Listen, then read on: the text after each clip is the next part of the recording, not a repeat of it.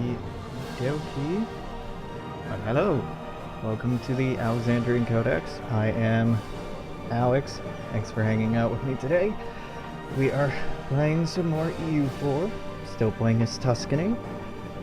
It is 1768, so we have, I can do math, 70, 62 years left in the game, something like that. 52, 52, 53. It ends in 1821, 53. Math. So what do we want to get done in the next 53 years? Well, this is us right now. Pretty good. We very recently took this chunk of Iberia, which I'm pretty happy about. I still want these provinces in Spain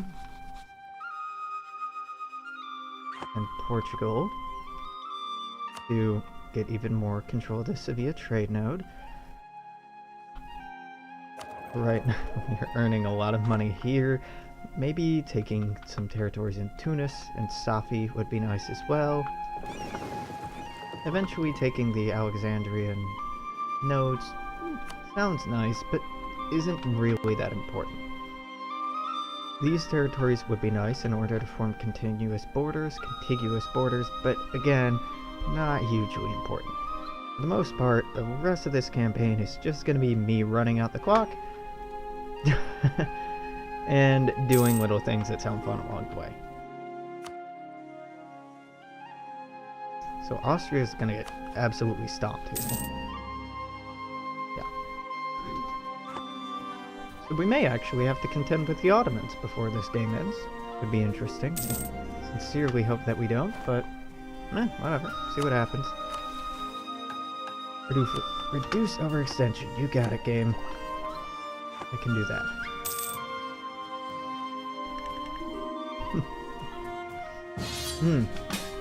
France is requesting we come to war against a bunch of people I don't care about, and the French AI should be fixed. They look fixed. Look like they're more capably carrying out what they should be doing. Oh crap, that's not what I meant to do. I meant to split these off. It isn't that weird that the AI was just doing its own thing and refusing to move, but it was pretty damn annoying.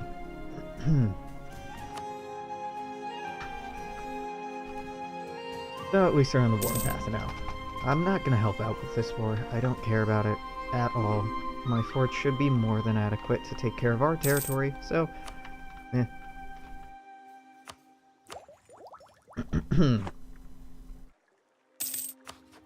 So all this coring is gonna take some time. 85% overextended. Yeah, we're just gonna keep running at speed 5 until that's not an issue. If Mali wins this war, I'd be happy to go back to war with them to take the rest of the Ivory Coast here. Again, I'm interested in these Portuguese territories down here.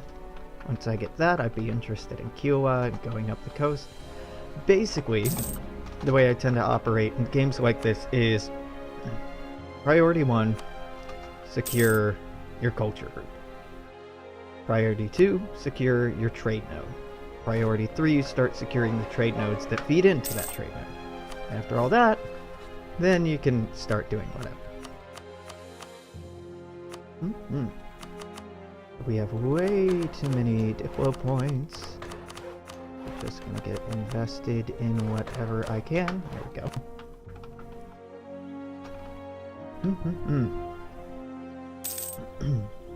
France doesn't need help here. Like, in the least. They definitely has this handled. They have this handled. Spanish separatists do not care. Make my day. Our manpower got kind of kicked. Yeah, that's right. We're only about halfway there. I mean, 100k is still really good, but I forget that our cap used to be much better. There we go. You'll stay there. You'll double back to Cordoba. And dealt with. Nice and easy. Well, I was about to say we could spend these military points on legitimacy, but that did not seem to be useful or necessary. Let's decrease tariffs on you. What's our, absolutism like? Not great. Huh. So I don't need to do this, but I'm gonna use the military points on harsh treatment just to build up our absolutism a little bit more. Absolutism, if you're not familiar, is this. Absolutism is how ruthless and efficient the government is. The higher it is, the greater benefits we gain in administrative efficiency and discipline. It is increased by harsh treatment of rebels, increasing stability of the realm, decreasing autonomy of provinces, or strengthening the government. And because I can't strengthen... Oh, it's right here, strengthen the government, because we're already at full legitimacy, the best way to boost that up was to use harsh treatment. And this is a very, very important thing if you're going for like a massive expansion campaign or a world conquest campaign. But even if you're not, the discipline is incredibly valuable.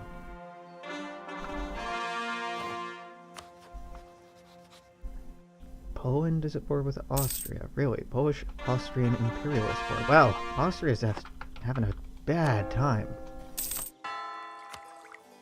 Like a very bad time. Can I join in on that? No, we have a truce with them. Having a bad time? What if I made it worse? I'm pretty happy that I named this Kiwi. The Kiwi Republic.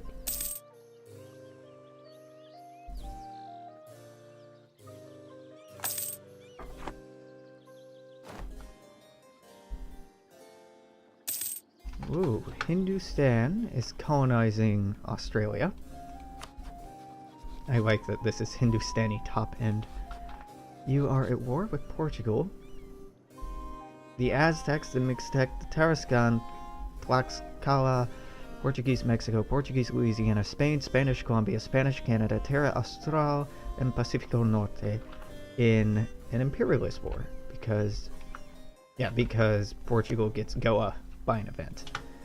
And Hindustan, understandably, is not a big fan of that.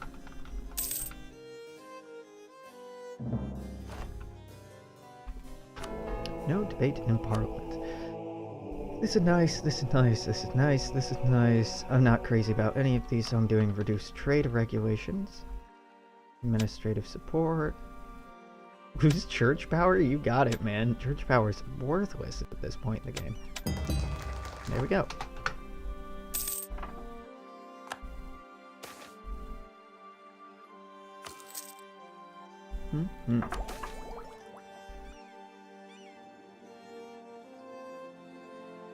Yeah, let's lose tradition.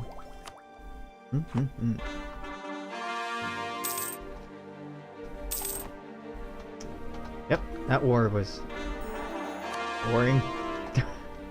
Alright, our overextension has been reduced, meaning if we wanted to go to war, now would be a good time to think about it. Let's improve relations with Ming for that mission. Alright. Now, our truce with Morocco is gone. Wow, it's been that long, huh? So, what I would want from Morocco is Madia,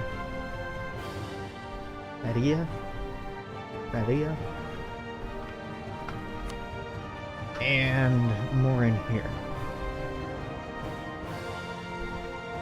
Might be better just to wait that war out, because our truce with Portugal is not anywhere near out, right?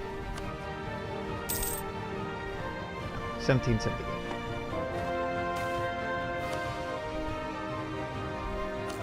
Oh yeah, support architectural development. Why not? I'm almost wishing at this point that I had picked religious ideas, and I may for our last idea group. Let's see, what do I want for our last idea group? Administrative would be sweet because of the core creation cost, but we're not really wanting points right now. So I think religious ideas.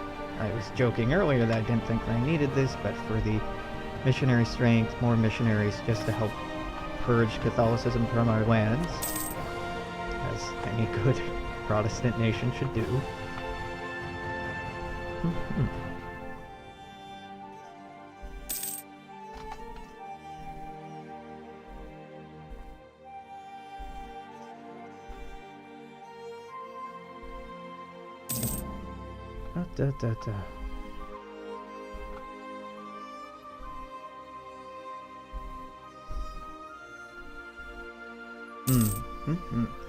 So 1770 is when I said I would start the golden era, because now this marks that there's 50 years left of the game.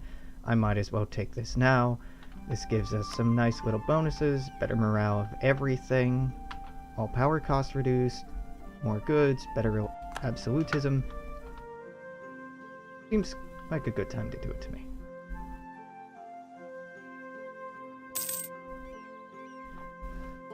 Now, what is up after we finish this? After we finish this, I'm wanting, I think, to play some Subnautica. It was suggested that I could check out March of the Eagles, and I kind of want to do that after this campaign is wrapped up. But today in particular, I was having fun doing that, so that sounds like a good time. Arrival. I mean, I took that mission, but I don't really need it, right? A heavy fleet of 164 or more? Okay, can do. Military width doesn't ever increase from here on out, right? Combat width is 40. 2020, 2020. 2020. Yeah. So, double check that. Yeah. Why was that important? Why was that important? Why was I checking that? Combat with... Oh, to make sure that I wouldn't ever need any more ships than 82. Right. 2, 3, 4, 5, 6. There we go. Heavy ships. Heavy ships boost score, and if I were more concerned with score, then I should have a long time ago started building those. That's fine.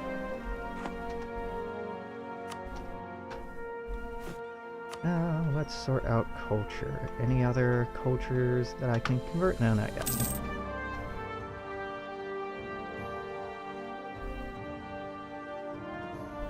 Yep, there the Ottomans are. Now,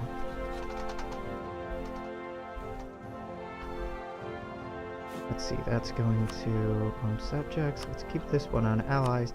I can go to war with the Ottomans. Do I want to? Not particularly, but I can. So, what would I potentially want out of that war? Well, the Ragusa trade node feeds into both Venice and Genoa, so that would be nice. Just grabbing the coast here or pushing them back. Also, in a second war, or even the same war, taking the Suez Canal down here was recommended because we could build the canal. Now, I don't recall you for Suez Canal, how quickly you can build this.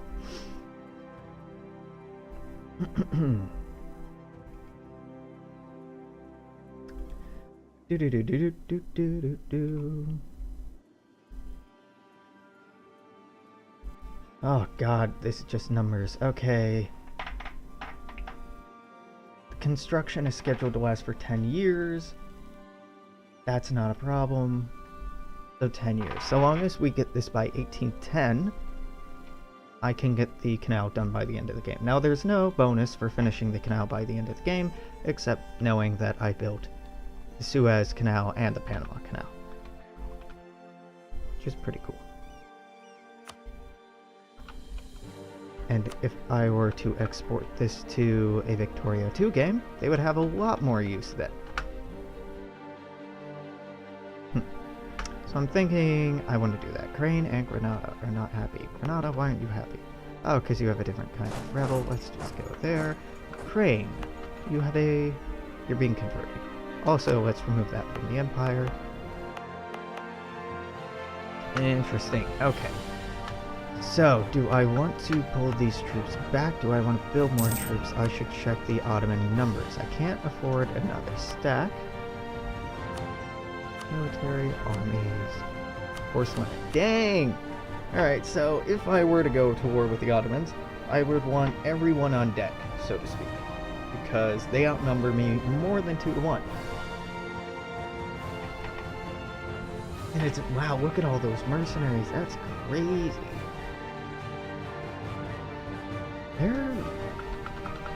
Their armies have gotta suck because of all those mercenaries. Let's see. I should have just gone left instead of right. Yeah, I should have just gone one left instead of all the way back there. Anyway, let's see. Country. Ottomans. Your morale is... Let's just sort by the top numbers. Your morale is 1 point worse than mine. Still pretty good. Discipline is good, but mine's amazing. Siege ability sucks. Defensiveness is horrible. Oh, and this is with luck? Oh, wow. So they got Lucky Nation. Okay. Their tradition is better, but their professionalism is garbage. So I actually think we would wipe the floor with their armies. So I think that... I do believe... Pull this. Go down here. Bring these up here, bring these over here, wait till this is maxed out, go to war with the Ottomans. Not because I really want their territories, just because I want to be number 1. And we're pretty close to being number 1 already.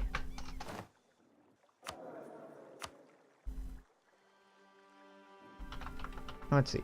I don't normally love the morale of navies guy, but because I'm plotting war, it would behoove me to afford myself every possible advantage. And that is one of them. I'm gonna get everybody to the right neighborhood, so to speak. I'm going to drill the armies until they are drilled and ready to go. And then, I believe we should go to war. But, again, let's spend these monarch points. There we go. Sort by cost, now admin points. Excellent. Sort by cost again. Now, military points. Wow. Luca. Luca is getting to be quite nice. Oh, come on, I know where Luca is. Which is right here. No, it's farmland.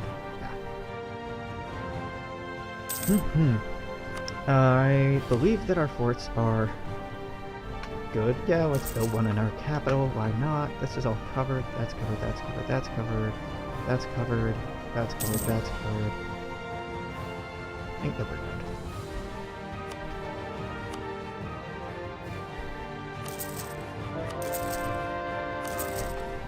Wait a minute. Ukraine is a new territory. I thought so. You don't have a manufacturer. There we go. Let's go convert that. Go in here.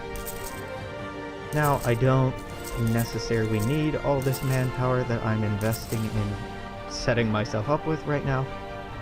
But frankly, it just doesn't hurt. And if it doesn't hurt, then it's probably worth doing.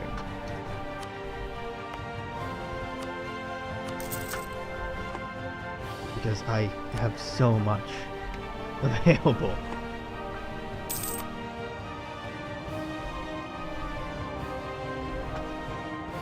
Yep, no attrition in our capital. Great.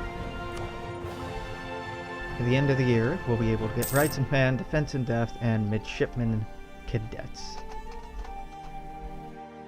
For leadership, I don't think Alessandro is gonna survive to the end of the game, which is unfortunate. Mostly just because I like the name. But I can't promote you. Ah, well, we'll keep you for now. Though Cosimo is better So, that's quite nice. Do I need these? Or Andalusia, I might want to make some of these states. None of these African territories. These are all colonies. Colony. This. Maybe. Maybe. Probably. I should have done this with my admin points. Is that everything? Now, North Morocco. What would I get for making this a state? States, basically... What am I at, states-wise? Oh, there's somewhere to check this. Promoted cultures.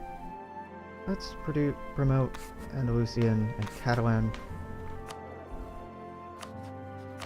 Oh, there's some way to check this, and it's probably staring me right in the face, but that's okay.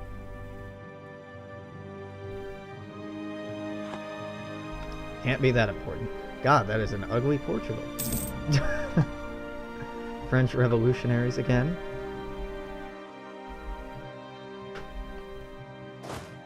Now let's see. Drill. I should have had them drilling all this time anyhow. There's a leader for you. Drill. There is a leader for you. Drill. Tech up, drill up, manpower up, and then attack the Ottomans. Not because their territories are particularly relevant, but just because I can. And it's the end of the game, and they're the only one who can really put up a good fight at this point, so... why not?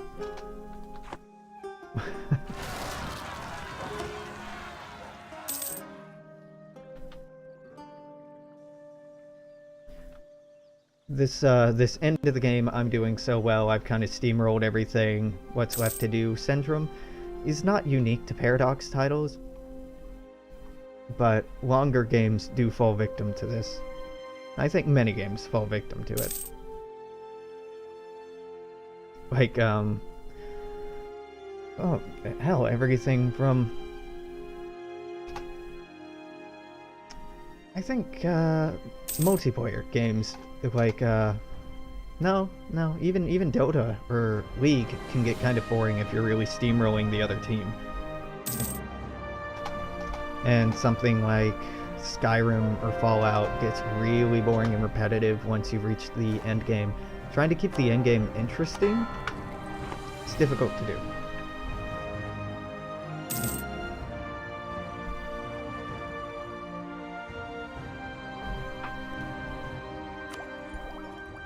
Here we are.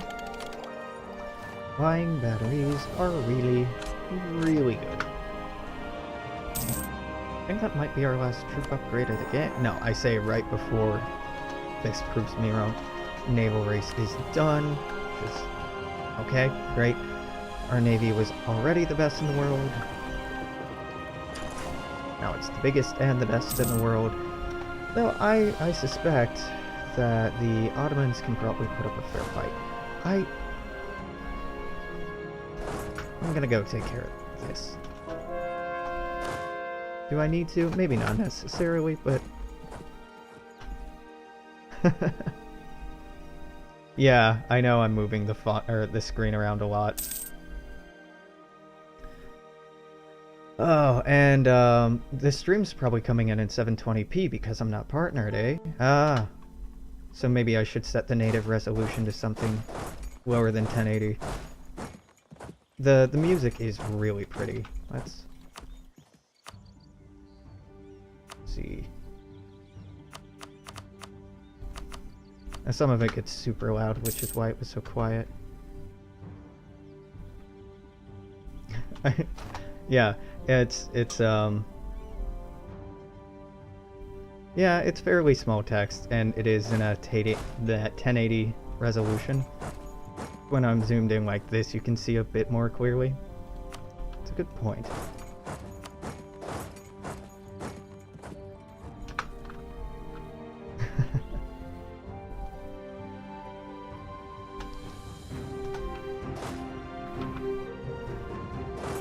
Let's see, 45 years left?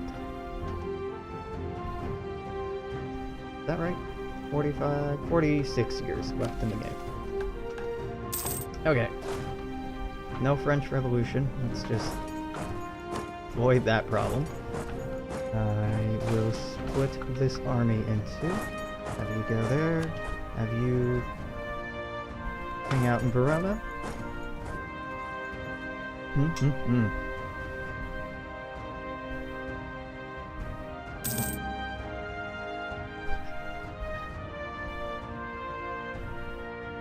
Definitely a noticeable improvement or decrease in game performance as the game goes on longer and longer, and there's more and more armies running around, more and more ships flying around. It's a little unfortunate. Probably means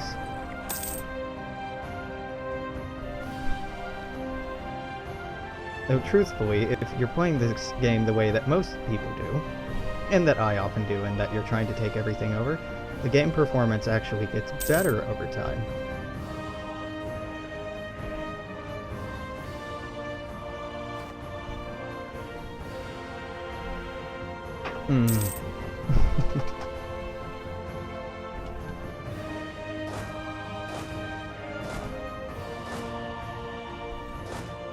Will that... does this... no. That's fine.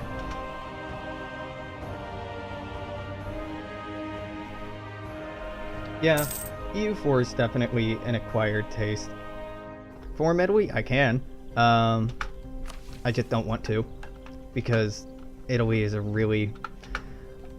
Italy is pretty much one shade darker green than this. And I like the color Tuscany a lot more. Italy's national ideas are way better than the Tuscan ideas. Like, Tuscan get ideas like tech cost reduction and national manpower, but the Italian ones are just straight up better. I'm making a very non-gamey decision by sticking to this. I've been able to form Italy for 250 years, 300 years, something like that. Although, admittedly, chasing the Pope out of Italy did take a long, long time. I think the Pope's gone for good now. Yeah, the Pope didn't reappear anywhere in here, and Catholicism isn't really big in Western Europe.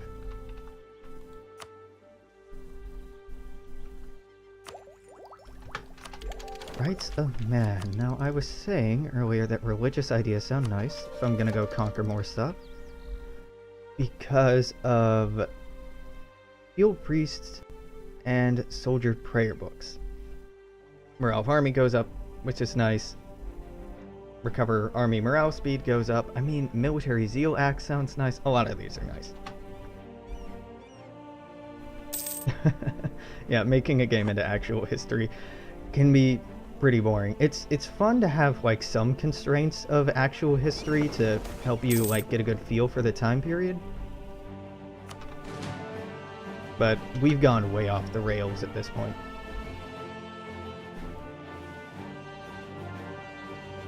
There is no United States, though the 13 colonies did try to rebel against England. It just didn't work very well.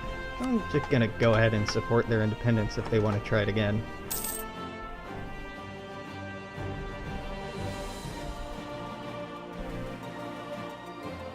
Brittany has colonies. Breton Patagonia belongs to Brittany. Invent laser rifles? You know, that's still a few hundred years out.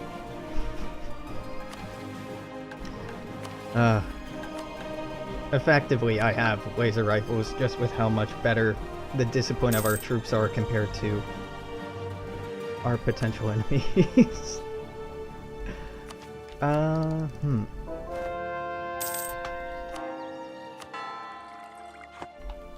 Let's see, you are... So what I'm waiting on are these meters. The troops are currently drilling, and as they drill over time, they get better and better at fighting. They take less damage, they do more damage. It's quite nice.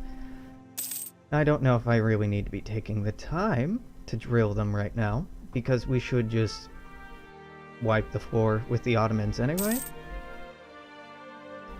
But, all the same, probably worth doing.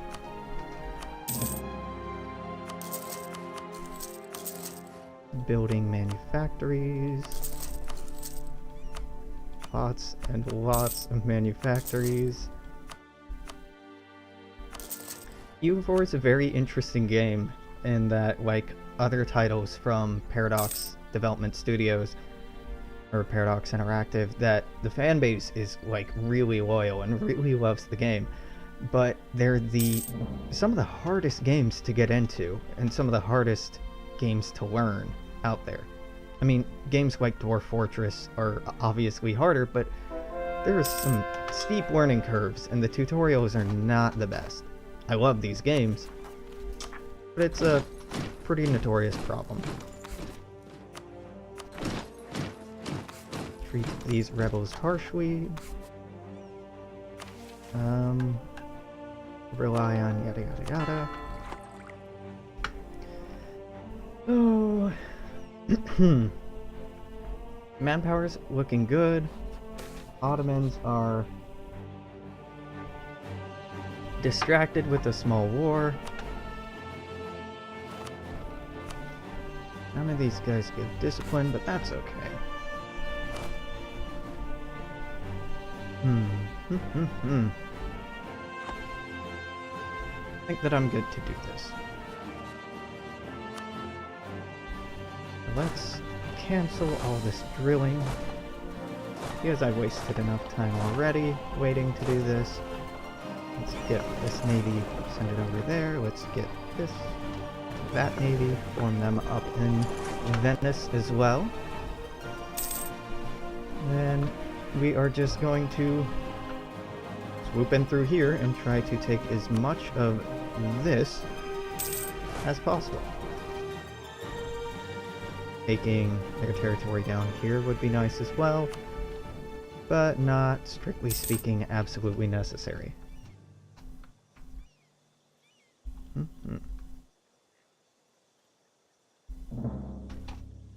Oh, Mexico's independent. Way to go, Mexico. That nice pink color. I may be wrong, but I believe Mexico is the first independent colonial state. English Peru, Argentine. Yeah, they are. So rather than 1776 being when the United States got independence, we're instead seeing the Kingdom of Mexico under Manuel I of Portugal. Is that really your dynasty? No, you have my dynasty, the Duchamis. Duchame.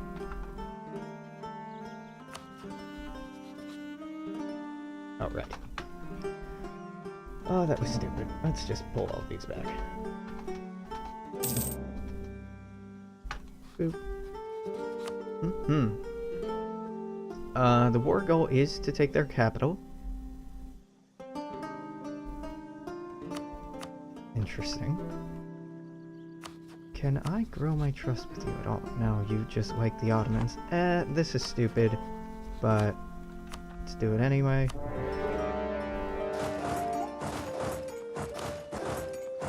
Because it's interesting.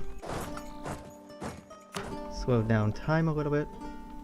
Actually, for the beginning of this war, I won't need to slow stuff down very much, because they are currently at war all the way down here, and I imagine their armies are all the way down here. At war with Morocco? Well, I'm just at war with that now. Should be okay. I need to take this, hold on to it, and fight off their armies, which should be doable-ish. We have someone going there. Let's go there.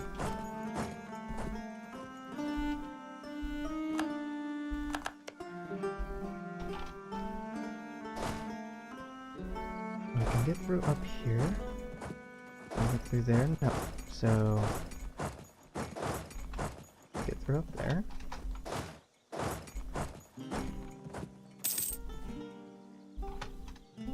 Livonia goes on to here.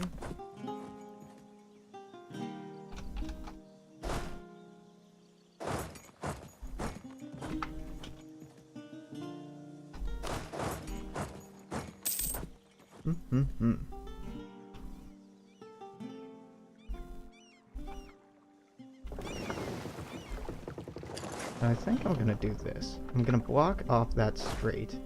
I'm gonna pull this and this. Yeah, the sound in this game is amazing. The music in Paradox's games tend to be very, very good.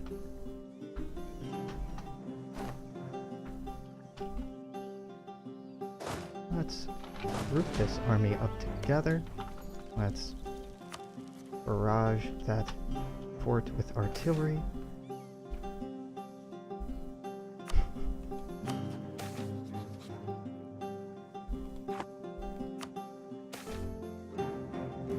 Yep, you can join the parliament, why not?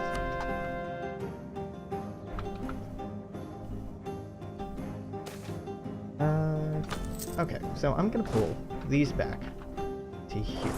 I'm going to do that because this army is annoying me.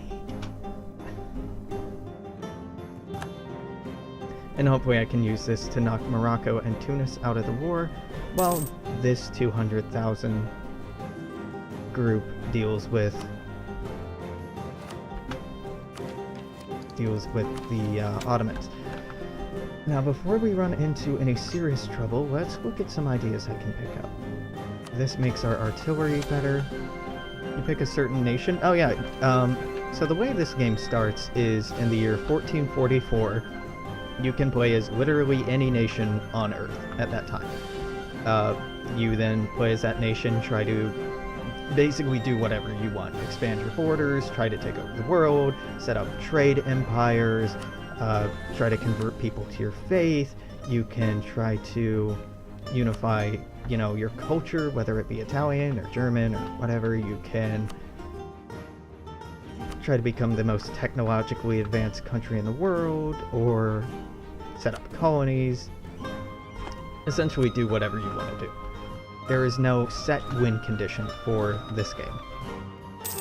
A historical alternate history sandbox might be a good way to describe it.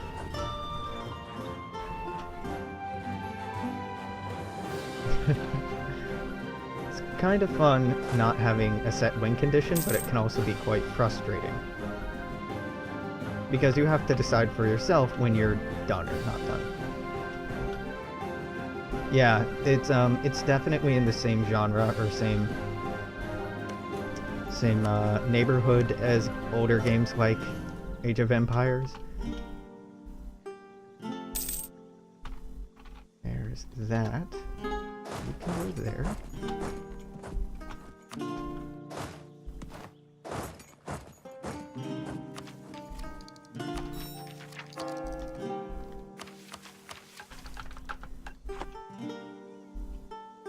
I honestly don't remember how I first started playing games like this from Paradox Studios. Like, it must have been their Hearts of Iron series, which is a similar style game set in the Second World War era. It's a lot of fun. Yeah, I played a lot of the old Age of Empires games. A lot of them. Okay, so they are going here. Hunyad is hills, so attacking them in the hills might not be the best way to go. Their leadership is pretty good. My leadership is way better.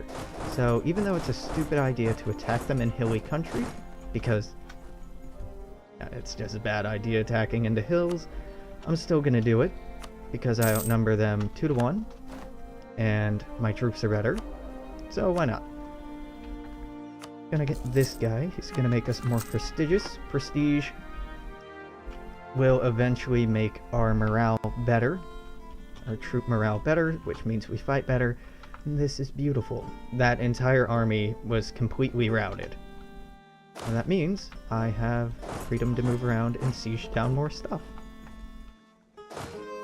And I should have been paying more attention here, huh? That's one problem you can run into with this game, is just, yeah, it can, this game series, anyway, can feel a lot like Risk sometimes. Sometimes in good ways, sometimes in less good ways. Okay, France would finally join the war. Good. This is going fine.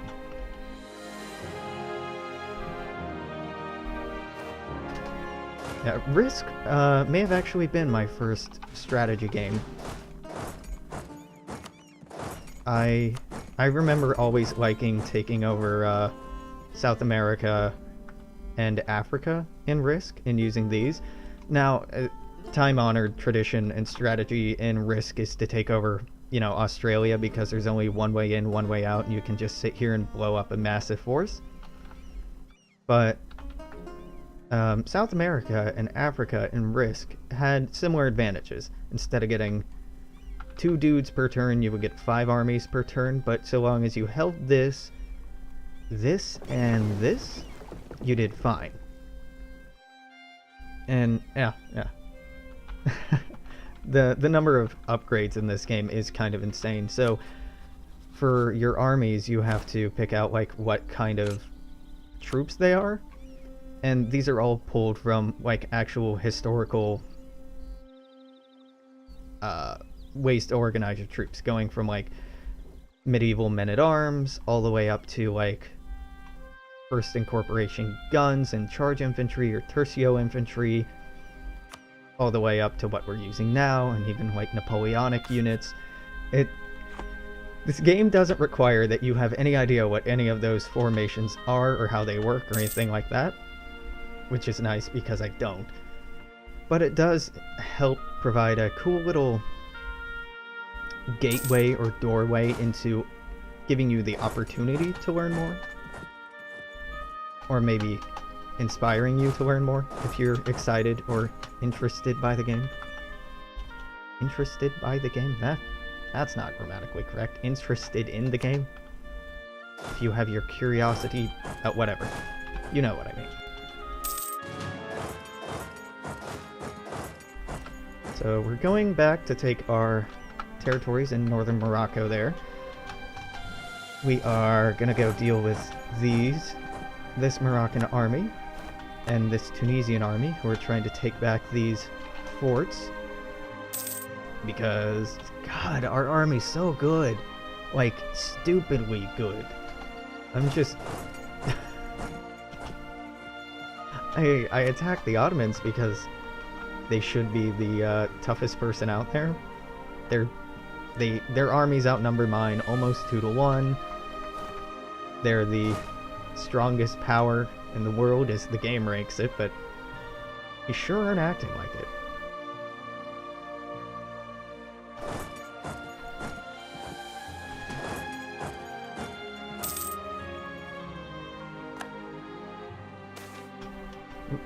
The sack of Târgovişte.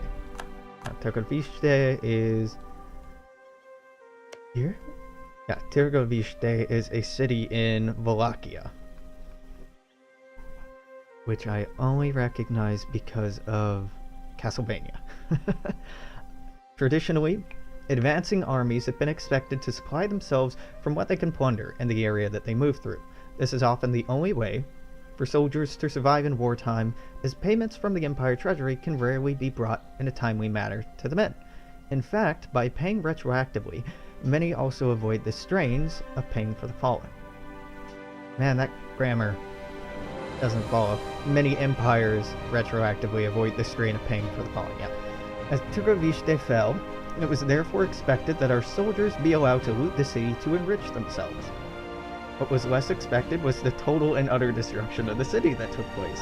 Refusing to follow orders, our men descended upon the hapless burghers, doing despicable things and ruining the area for a long time to come. Wow, horrifying. Yeah, we need better payment routines and harder discipline.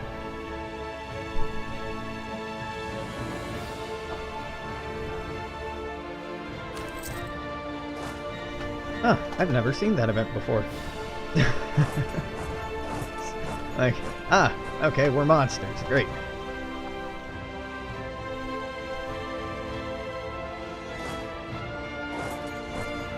Yeah, the music streams very well together. Now, I can actually open up the music panel and show you all the different tracks in here. There are quite a few. Right now we're listening to Land in Sight, and it sounds seamless because it has a context-sensitive shuffle. So depending on what part of the world I'm looking at, what kind of nation I'm playing, what my government is, if I'm at war or not, if the war is going well or not, it'll play different things. And it's all been pretty calm music so far, right? Because things are going pretty calm and pretty steadily for our nation. Like, I'm at war, but I'm absolutely destroying them. So it's not really too high tension.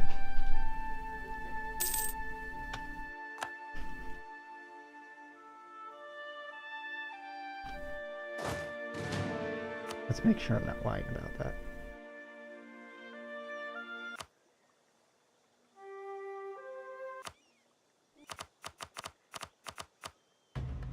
There we go. That's a little different. It is supposed to be very seamless so that it doesn't take you out of your immersion or your comfort when you're playing the game.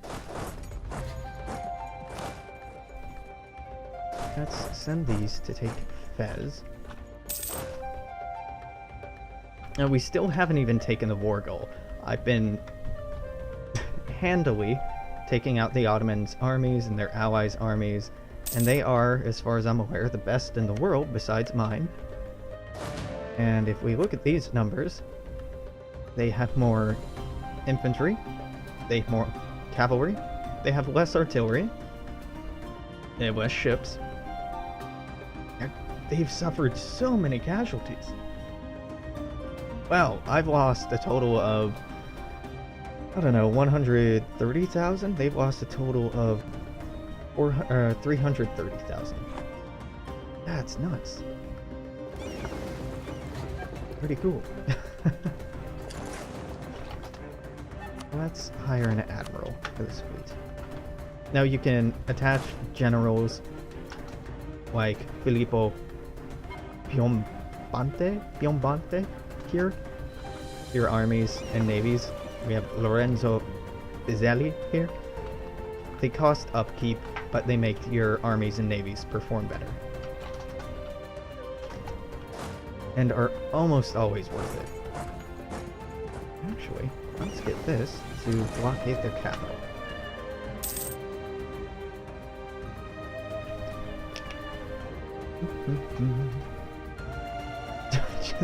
just walking into their capital, wiping stuff out, winning battle after battle. I'm not sure why they are marching troops in to die, but they're sure enjoying doing it, I guess. Oh, and there goes the capital. That was very fast. That was hilariously fast. Okay.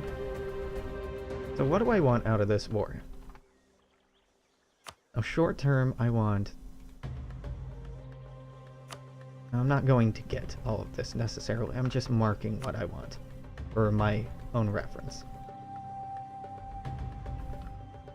You can see as soon as this peace offer goes over 100%, that it'll stop and not let me take anything else, which is fine, but I want this. I don't really care about Greece. Now let's look at regions, so I can try to take a unified region when I do. Now I want the Eastern Adriatic. I want Croatia, Bosnia, Serbia, and Gracia. Let's look at those. You can keep Albania. Making choke points. Yeah, this is basically the choke point to end all choke points. because Edirne and Constantinople here, or Constantini, I don't know, the Ottomans never renamed it to Istanbul in this game. They normally can. This is their chokehold, controlling their access to Europe. So if I take this, they have to go all the way around here. They can do it, it's just much, much more annoying. Let's go... where's this going? Up here. Let's go meet them.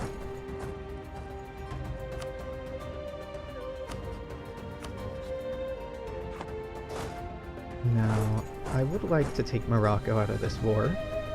With Morocco, I'd like this territory, just because it's part of this trade center, or this zone of trade, which feeds into my controlled zone of trade. But it wouldn't be the end of the world if we didn't take that. Really, this is all going quite well, and I have very few complaints about how this war's been going.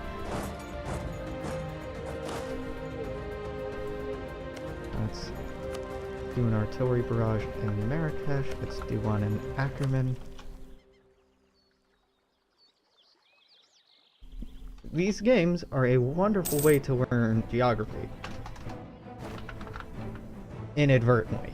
Because you don't really sit down with the intention of memorizing things, but when certain provinces are relevant over and over again, you start remembering where they are.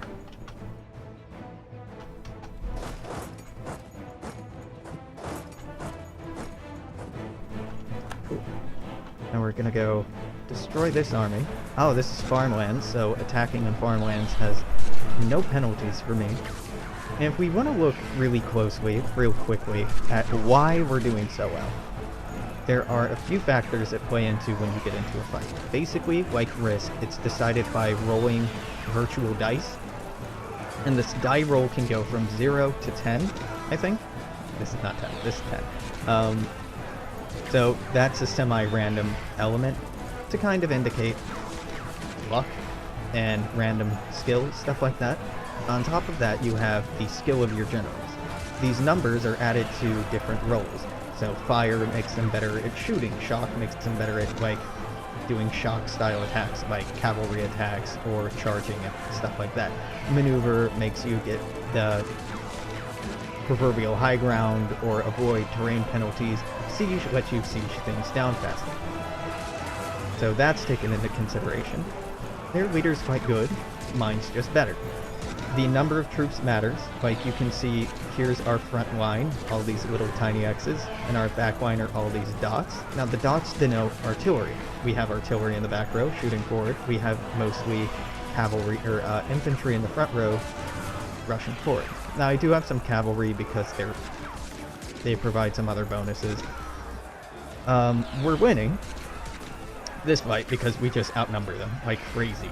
But also because our discipline is better. The discipline of an army is like how trained they are, how drilled they are in knowing like to first row fire, duck down so the second row can fire, stuff like that. Your morale is also a factor. Morale is how likely or how long your soldiers will stay in combat if they're losing or taking casualties. Higher morale means more staying power, which can be good because it means you'll hang around longer, and it can be bad because if you're losing, they'll stick around anyway because they're good loyal soldiers, which may not be good. The last thing, and one of the most important, is something very abstract called military tactics. Military tactics, your rank and score just gets higher over time as you get better technology, and it basically indicates the evolutions in warfare and tactics over time. The short version is, we're winning because we're better at everything than them. And it's quite nice. Now, I'm leaving these blank spots where I'm going because the things that matter most in the wars are taking forts. Yeah, this game would be amazing if it had detailed graphics. It's really just like having... With modern technology, you more or less have to decide between massive scope or beautiful graphics, and Paradox settle on massive scope. Also, that means that this game can be played on machines that aren't absolutely top of the line. though better machines do run it better. Like the speed I'm running it at, speed 5, there are 4 speeds. There's one which goes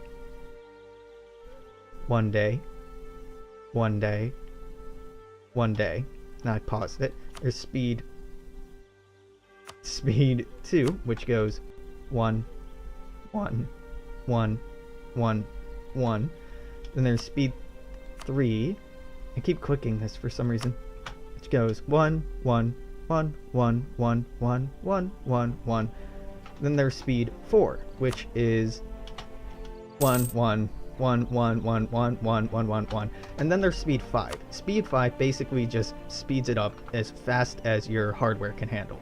And you're seeing it's not going crazy fast. It should be, but because there's so many armies running around in the game right now, and because I'm recording and streaming, my CPU is like, no, I can't run this game as fast as I want to.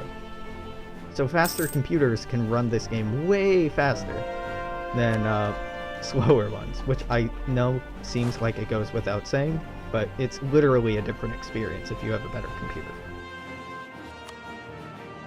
Which was one of the strong motivators for me upgrading my computer over the years, was just so that I could play more EU4 faster.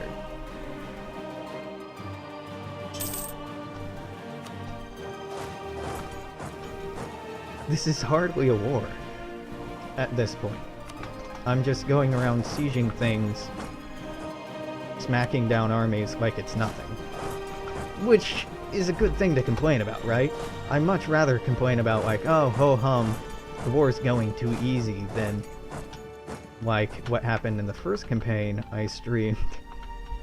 me just getting absolutely stomped on and destroyed by the AI. Yeah.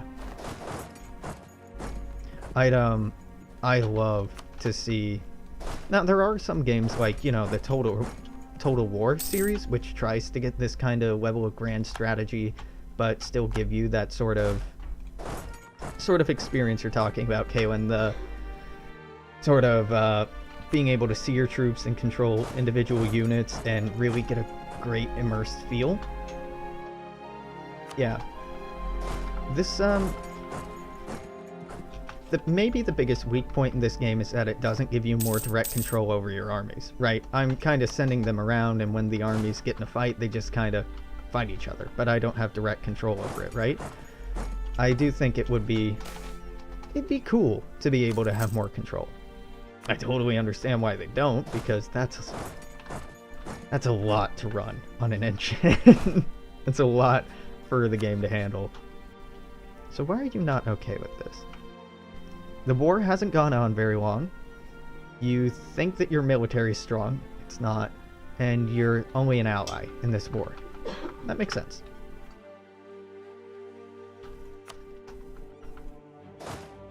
Morocco has all of this territory. Oh, they've grabbed these. Okay, that's why they think they're doing well.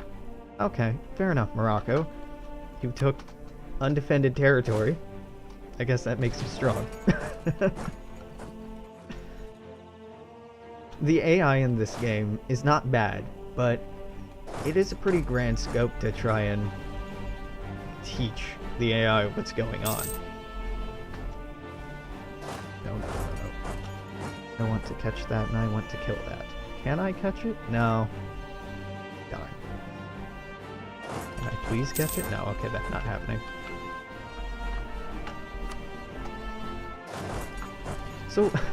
So you may have noticed these armies. These are from Ming, as in the Ming Dynasty, as in China. Why they are in Eastern Europe, I'm not sure. Who the fuck are you at war with, China? Poland. And Portugal. And so rather than load their troops up on boats and send the boats over here, they have instead elected to get military access through Russia and Transoxiana and walk hundreds of thousands of Chinese soldiers into Poland. It's pretty good. As you do, no big deal to send hundreds of thousands of troops literally across the globe. In this time period, the fastest thing you have are boats. Unless you have a horse on, like, really good terrain, but for the most part, boats are the way to get around this day and age. Yeah, the AI in this is pretty good, and players tend to be, like, really tricky and clever, so the fact that it can even sort of keep up is really good. The AI can sometimes pull some pretty tricky stuff.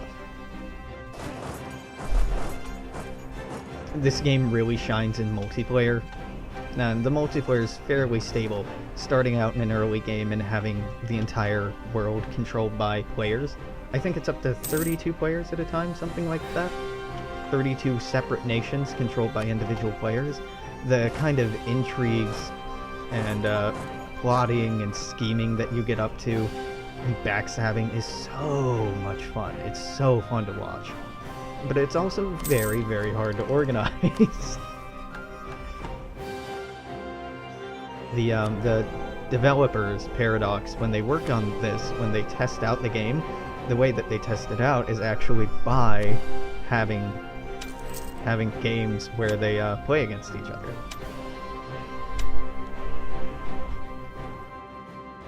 Yeah, the scale is just incredible.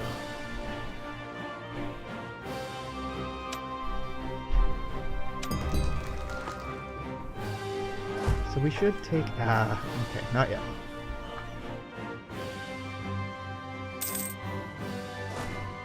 Like, I find it really funny when major first-person shooters advertise, like, oh, we can have 32 players or 64 players or whatever. And that is impressive. Like, don't get me wrong, getting that many players synced together is difficult regardless of the context, but it's pretty funny when they do that, and generally an FPS is pretty simple in comparison to something like this game. And this game has the network code to run dozens of people at a time as well. I think it's way more impressive that Paradox can pull it off than, say, like EA or DICE or whoever. I know EA doesn't actually do a lot of programming, they're a publisher, but point stays the same.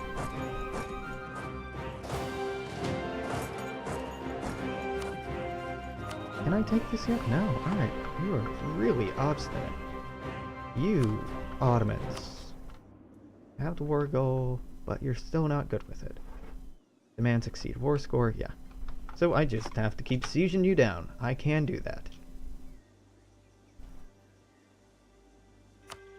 Now, I was saying earlier, if I did the math right, I think I have until about 1800 to take this, maybe 1810 at the latest, if I want to build the Suez Canal here. I got the Panama Canal, and that built in about 20 years, so I'm wanting it by the end of the game. Again, there's no, like, win function, so that won't, like, win me the game or anything. I just think it's cool.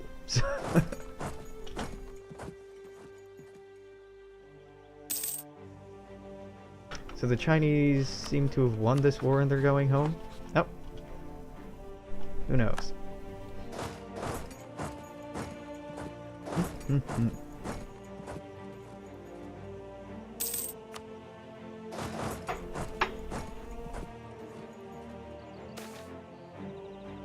Yeah, I have a lot of respect for people who do esports and take it seriously, but it does tend to take a lot of the... Fundamentally, the point of a game, philosophically, is to have fun, right? I mean, it's art, so it's supposed to communicate something with the viewer, the participant, the player. It's supposed to, like, highlight some shared human experience, but ultimately, at its core, fun is the point. And esports, wow, it's amazing what people get up to is really, really impressive. You're replacing a lot of that fun with the stress and the ire and the anxiety of work. Which, I mean, streaming does the same thing, right? But but to a limited extent. If it's fun for you to do that, hell yeah, have fun, but it seems strange to insist that it's something that should be taken aggressively seriously. It should be taken seriously, but not so aggressively. And particularly some of the conditions to which people subject themselves in order to train or get better or be able to afford careers in gaming is pretty concerning.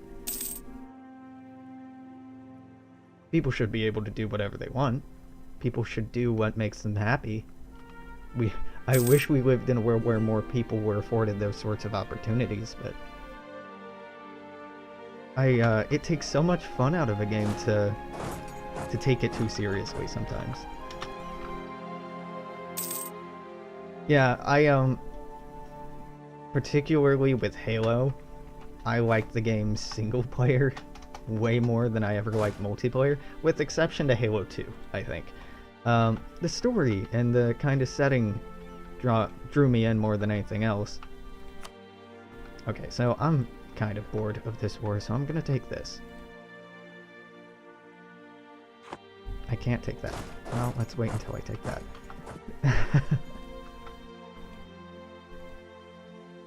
I'm gonna... Okay, I'm gonna be a jerk. I'm gonna take this to cut off their access here. I'm gonna take this to cut their army, their access in half there. And I want to take this to cut off their access here, so they'd need military access for me to reach their own territories. That's pretty mean. It's needlessly mean. Why don't I force you to release Georgia? No, you wouldn't do that? Yeah, fuck it. Yeah, let's do this. So what I've done here, and this is stupid. I was talking about earlier how the straits of Marma, straits across the Sea of Marma, are really important.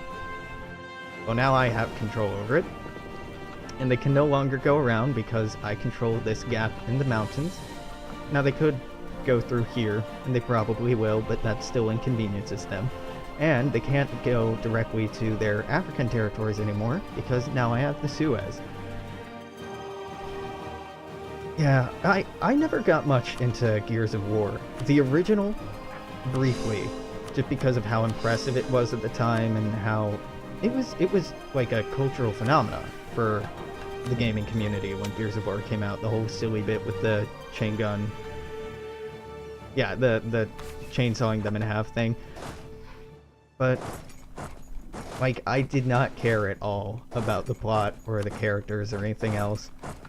And in retrospect, it was a pretty neat setting. Gears of War did kinda go kinda quietly, right? Huh. Yeah, remakes are becoming quite popular. Like, we remade this game you remember, and oh, we remade this game you remember. It's a lot like how movies are, right? Like remakes of remakes of remakes. Interesting. It's a little frustrating too. Yeah, the decline of co-op games is really quite frustrating, because I think older gamers, at least, and I'm not that old, my age or older, probably have shared memories of sitting around the same screen together, or at least having LAN parties or something like that. And it's definitely been a very intentional market move to move away from that experience, right? Oh no, if you want to play together, you each need your own machine, and oh, you can't just connect them with a LAN cable. You have to sign up for our proprietary network that you have to have monthly fees to have access to. It's a smart business decision, but it sucks, because it was a lot of fun back in the day to have things be so DIY. Yeah, campaign co-op games were great. Now, to the credit of some games, they try something similar, but a lot of modern games don't capture that sort of experience. Which, you know, may be a large part of why people enjoy streaming and watching Let's Plays and stuff like that, just because it's a fairly similar experience. Mm-hmm.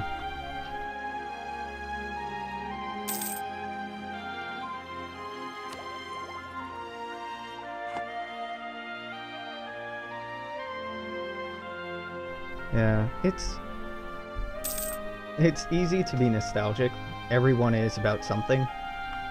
I try to catch myself to make sure I'm not just being snobbishly nostalgic for no reason. Like, modern games have had a lot of innovations and improvements that we did not have 2 years ago, 5 years ago, 10 years ago, etc. Yeah, there's a lot of games. I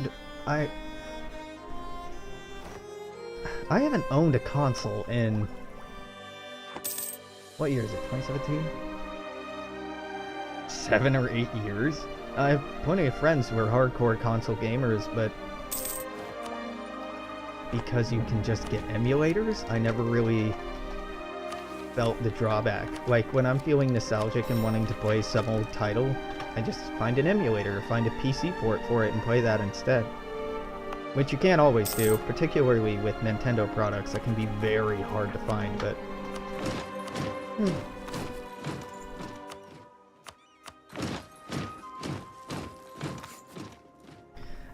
Wolfenstein, did you see or did you watch the Wolfenstein animated series that was on Netflix? Or is on Netflix? It's actually quite good. It's pretty anime, but it really captures a lot of the feel of the original titles.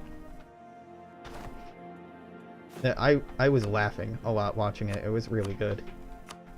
Surprisingly good, I should say. I mean, it loosely follows the plot of the game, so it's not like a new story or anything, but pretty funny.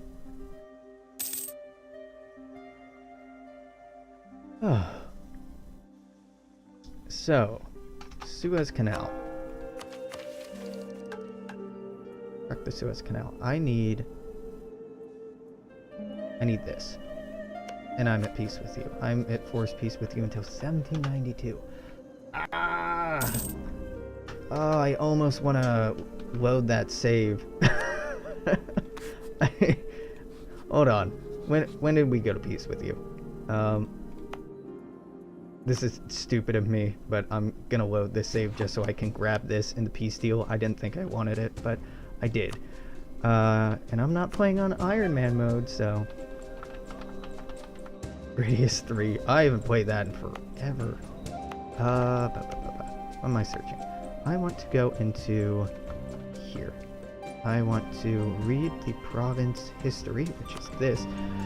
Was annexed by the Mamelukes, was occupied by Castile, was annexed by Tuscany. So I go back to January of 82? January of 1782, and the war won't be over yet. I'm cheating!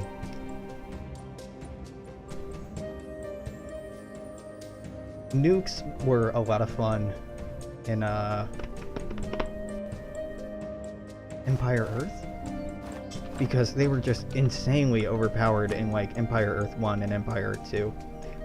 Like, insanely overpowered. Okay, I can't take this yet, so what I'm gonna do...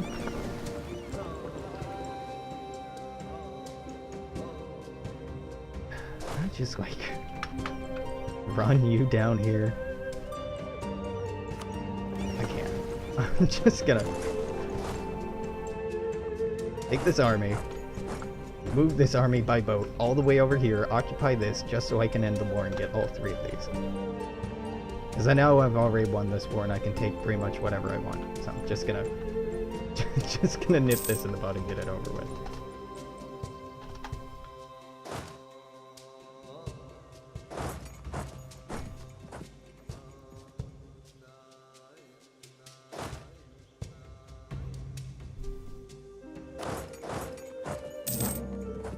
Now, this is generally a bad idea, what I'm doing here, attacking across the river. but they're so much smaller than me. Yeah, I knew it'd be over really quickly.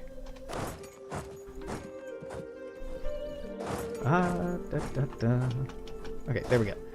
Fleet is here, so we load you onto the fleet. We grab the fleet and we go all the way over here, because this is what I really want from the war. This is nice too, but this is the real deal breaker.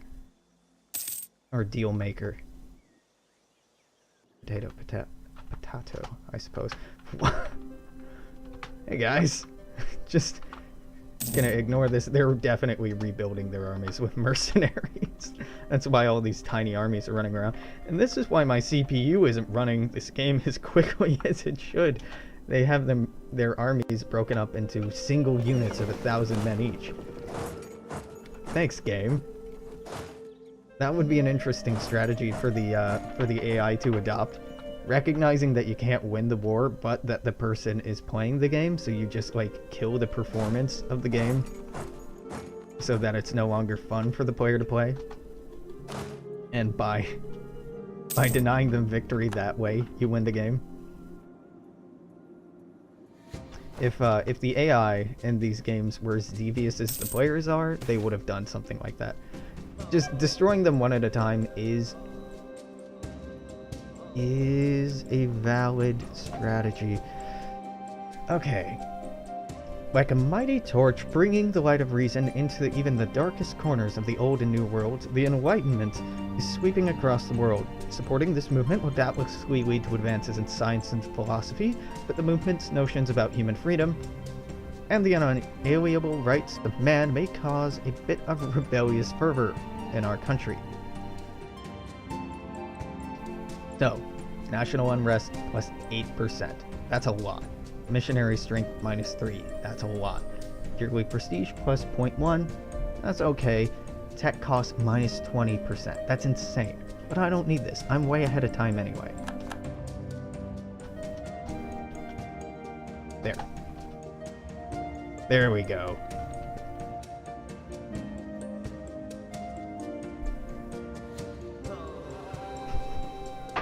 God. Yeah, no, your computer's better than the computers of other people you're playing with, so you just spam units until the other players crash. That, yeah. I guess this is actually a strategy you could do. It'd be so mean. It's good. Yeah, this is what I really want, and I do want these, so I'm gonna stay in the war long enough to take that.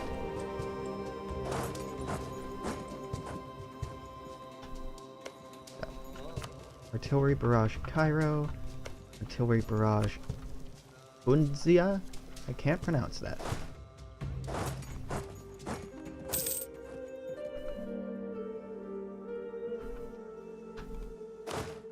Bad rebels. Oh, maybe I shouldn't be killing these rebels because they would go bother the Ottomans afterwards. I'm stupid. I shouldn't have wiped out those rebels. Oh well. Will you give it to me now? How close are you? Very close.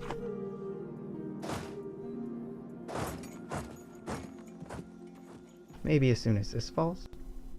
Probably not. I probably need more than that.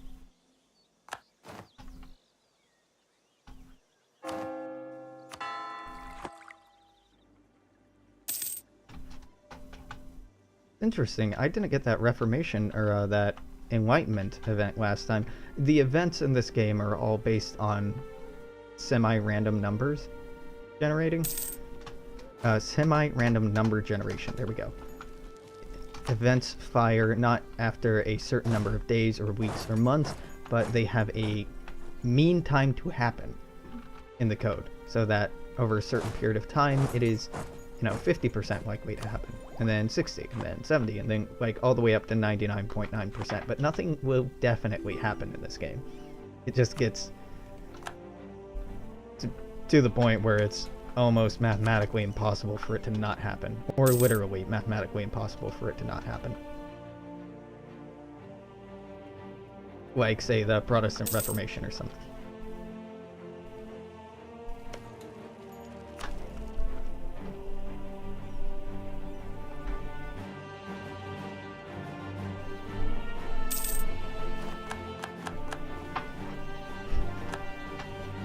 Pebble Uprising. What if, like, you didn't, though? What if you didn't rise up? I have a lot of Diplo points. Oh, right, this is how I spent them last time. What I'm doing right now is converting different people to my culture, which in our real world is a very dirty, messy, possibly inhumane process, but in the context of this game, it's just clicking a button. If I were to voice a complaint about Paradox's games, it is how terrifyingly easy it becomes to do horrible things in the real world and not really recognize, like, yeah, that would be just inhumane if you did it in real life. So, okay. I fudged it. Oh, we are definitely over an hour. Anyone on YouTube? Enjoy the extra 20 minutes. Be back next time. We might have 1 or 2 episodes left of this. A couple of hours. Bye.